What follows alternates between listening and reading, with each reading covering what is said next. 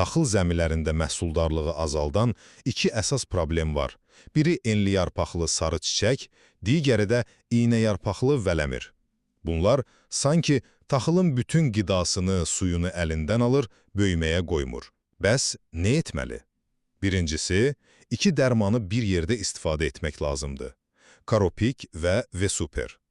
Bax, bu ikisi birləşəndə həm enliyarpaqlı, həm də iynəyarpaqlı alaq otlarını demək olar ki, tamamilə məhv edir. Yəni, tarlada təmiz iş görünür. Yaxşı, amma burada bir məsələ var. Bu dərmanlar o qədər güclüdür ki, alaq otları ilə yanaşı, taxılın özünə də biraz stres verir. Və bu stresə görə bitkinin böyüməsi biraz yavaşlaya bilər. Və nəhayət, üçüncü addım. Bax, elə bu stresi aradan qaldırmaq üçündür. Söhbət Biokas adlı preparatdan gedir. Onu tətbiq edən kimi taxıl o stresdən çıxır, kökü də, yarpağı da güclənir.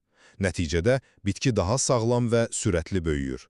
Bir sözlə, bu üç preparatı birlikdə istifadə etmək həm alaq otları problemini kökündən həll edir, həm də yüksək məhsul götürməyə şərait yaradır.